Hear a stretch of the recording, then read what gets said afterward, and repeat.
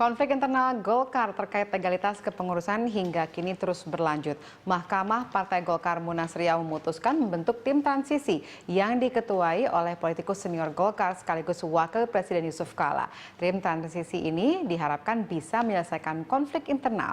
Ternyata tidak diterima dan dipertanyakan legalitasnya oleh kubu Abu Rizal Bakri. Lantas akan seperti apakah langkah tim transisi ke depan? Mampukah tim ini menyelesaikan perselisihan internal dan kembali menyatukan Golkar atau justru tim transisi hanya sia-sia saja? Kita akan membahasnya bersama pengamat politik Hanta Yuda, politikus Golkar kubu Ical Yoris Raweai, dan nanti kita juga akan bergabung dengan anggota tim transisi Sumarsono. Selamat malam kepada Mas Hanta dan Bang Yoris yang sudah hadir pada malam hari di studio kami. Terima kasih. Iya, saya akan ke Bang Yoris terlebih dahulu sebagai perwakilan dari kubu Ical pada hari ini yang hadir, yaitu ada apa sih dengan tim transisi sehingga akhirnya ditolak kehadiran juga oleh kubu Ical? Sebetulnya bukan menolak ya, dan juga saya ini tim penyelamat partai yang kebetulan sekarang itu bisa bersama-sama dengan Abu Rizal Bakri karena ada kesepakatan yang beliau patuhi apa yang sudah disepakati bersama-sama dengan Agung Laksono untuk menyelesaikan masalah Golkar secara komprehensif sejak tanggal 30 Mei tahun lalu.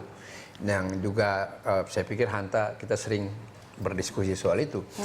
Jadi begini, bukan kami tidak mau mengakui tim transisi, tetapi dasar hukumnya. Jadi begini, pada hari Kamis, kan putusan tim transisi itu hari Jumat. Hari Kamis pagi jam 10 saya ditelepon oleh Pak Muladi.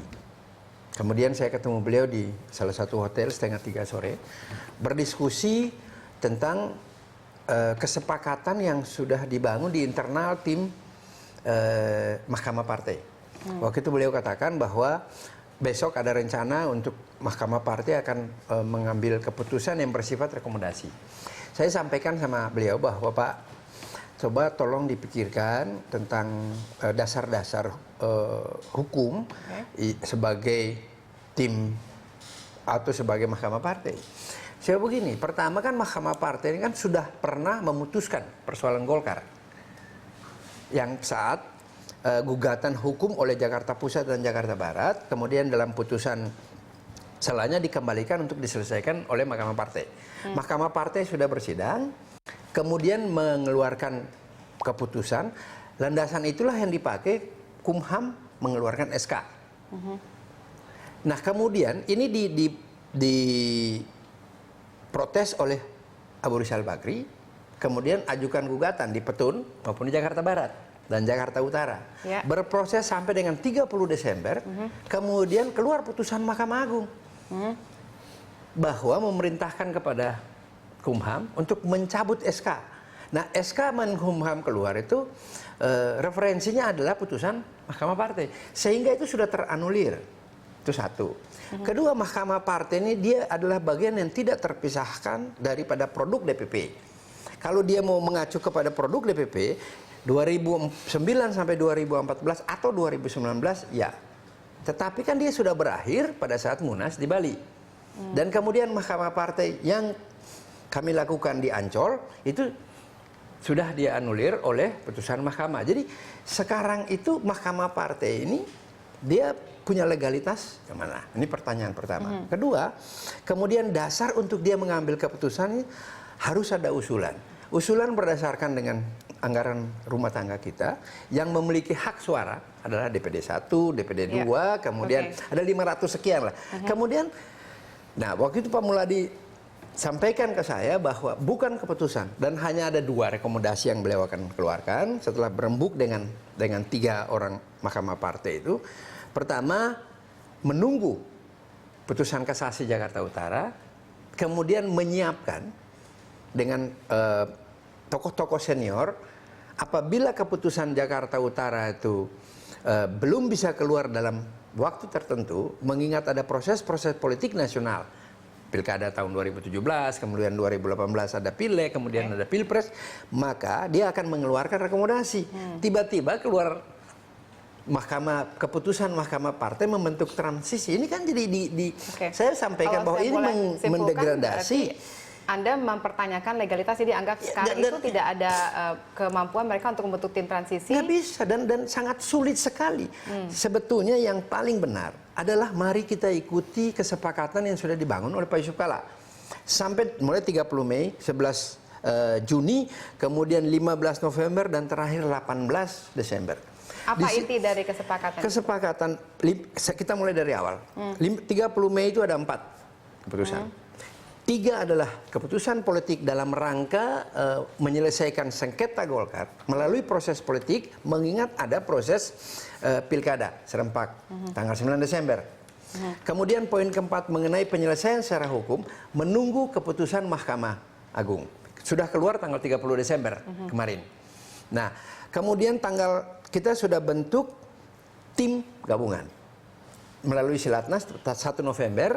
Kemudian kantor dipakai secara bersama-sama, membentuk tim dalam rangka pilkada itu berdua kampanye bersama-sama. Kemudian kita bikin syukuran HUT Golkar yang harus dua-dua hadir.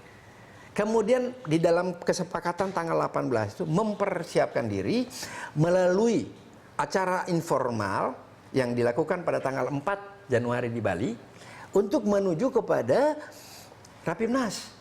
Jadi itu kesepakatan yang dibangun oleh Pak Yusuf Kalla, dan itu yang harus kita pegang, itu menjadi rujukan untuk mencapai, bukan dengan mahkamah partai ini. Tapi kan tim transisinya pun juga diketuai oleh Pak Yusuf Kalla. Kenapa kemudian tidak diakui juga? Bukan. Kalau saya mengakui ada tim transisi berarti saya goblok dong. Tidak mengerti tentang konstitusi organisasi. Oke, berarti dalam hal ini Kita sekarang bilang sama mereka, kembalilah kita supaya jangan mempermasalahkan atau membentuk kekisruan baru dalam penyelesaian Golkar, karena ini sudah hampir mencapai kesepakatan. Begitu kita masuk tanggal 23 Januari ini, di dalam Munas itu kan hanya 2 masalah sebetulnya. Pertama adalah pernyataan politik resmi Partai Golkar mendukung pemerintah atau berada di dalam jajaran. Kemudian mempersiapkan diri untuk menghadapi proses-proses politik ke depan dan Munas. Itu kesepakatan yang sebetulnya harus dipahami. Saya tanyakan dulu ke Mas Hanta. Ini kalau Anda sebagai pengamat politik, apa yang Anda lihat sebenarnya terjadi? Apakah ini murni perebutan kekuasaan yang mungkin ada pihak-pihak yang tidak rela begitu diambil alih kekuasaannya, atau sebenarnya memang ada proses yang harus dilalui, yaitu dihormati, yaitu proses hukum seperti yang dikatakan oleh Bang Yoris? Ya, kolaborasi keduanya menurut saya. Jadi kalau kita perhatikan peta jalan rekonsiliasi atau resolusi konflik di Partai Golkar ini kan melingkar, berputar. Nah, kalau linear itu kan kita akan melihat titik terang, akan ada kesepakatan. Nah, kalau berlingkar ini saya khawatir nanti konfliknya akan keluar babak baru. Karena ini tahun baru 2019, ada babak baru konflik internal Golkar. Dan sudah terjadi. Itu sudah terjadi, ini permulaannya. Dan keduanya lagi-lagi berpijak, apalagi nanti kita mendengarkan Pak Sumarsono atau yang dari tim transisi, nanti akan punya perspektif yang semakin menjauh lagi nih. Jadi kadang-kadang bertemu di Silatnas, semu ternyata rekonsiliasi yang menurut saya Golkar itu tradisi menyelesaikan konfliknya. Kalau kita perhatikan sepanjang era reformasi itu jarang seperti partai lain yang kemudian saling menegasikan, saling menghancurkan, dibawa ke pengadilan. Kalau pengadilan itu kan antara sah dan tidak sah, lalu menegasikan, menghilangkan yang lainnya. Nah, pola ini sebenarnya jarang, bukan tradisi Golkar. Tapi ini terjadi sekarang. Iya, ini yang terjadi justru pertumbukan kepentingan antar elit patron di Golkar. Jadi faksi di Golkar itu kan basisnya ada tokoh-tokoh kuatnya. Itu semakin kuat. Nah, yang biasanya tradisi di Golkar adalah menurut saya melalui jalan kompromi. Tetapi ini yang agak beda. Nah, itu yang saya bilang kolaborasi. Ada karena kepentingan, ada faktor eksternal yang membuat babak politik, konflik politik di Golkar agak panjang. Mungkin Bang Yoris juga paham bagaimana dinamika, lebih paham dari saya tentu sebagai politisi Golkar. Nah, ini yang menurut saya harusnya Golkar ada 2 pilihan. Jadi kalau secara teoritis itu kan ada degeneratif yang melalui hukum yang saya menegasikan, kooperatif melalui kompromi politik yang bisa dinegosiasikan, Golkar sudah mencoba, atau kompetisi baru dengan yang tim transisi menamakan Munas. Nah, kalau bicara Munas, kita lihat kedua kubu ini menggunakan logika yang berbeda. Kalau dari kubunya Pak Ical menganggap yang tanda petik Bali ya, yang harus diteruskan, sehingga tidak ada Munas, yang ada itu ada Munaslup. Kalau Munaslup, maka di pasal 30 kalau tidak salah di anggaran dasar Anggaran rumah tangga. anggaran rumah tangga Partai Golkar menyebutkan harus 2/3 DPD 1 Ya. untuk mengajukan. Sementara dari kubu seberangnya, Ya. kubu AL, itu menganggap bukan Munaslup, tapi Munas. Karena menganggap sekarang di Menkumham tidak ada basis legalitas ketiga-tiganya, Riau, Ancol, maupun Bali. Sehingga harus ada Munas baru. Titik masuknya itu, pintu masuknya itu adalah melalui Mahkamah Partai yang tadi dipersoalkan oleh Bang Yoris. Mahkamah Partai yang dianggap oleh mereka masih legal di Menkumham. Kemudian membentuk tim transisi, membentuk tim Munas dan Munas. Artinya apa? Ini seperti menjauh nih persimpangannya.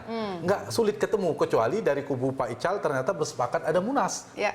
Kalau tidak, ya berarti babak baru dan semakin panjang. Dan ada ekses yang besar menurut saya dalam memberi resonansi politik terhadap dinamika politik nasional. Sehingga menurut saya Golkar harus berpikir selain pertarungan soal legalitas formal, juga penting soal legitimasi politik. Ya. Soal citra di publik yang merugikan Golkar sendiri menurut saya yang harus dipikirkan dan memberi contoh pembelajaran demokrasi cara menyelesaikan konflik. Padahal menurut saya Golkar adalah partai yang paling kokoh ya. Apalagi pada saat Pilkada 2015 yang lalu Golkar terbukti suaranya turun gitu ya, dan ini yang dikatakan sebetulnya orang-orang, salah persepsi salah aja. persepsi. Oke, nanti Biarin aja. dijelaskan salah persepsinya seperti apa, Mayoris. Setelah jeda berikut, pemirsa tetap bersama kami akan kembali.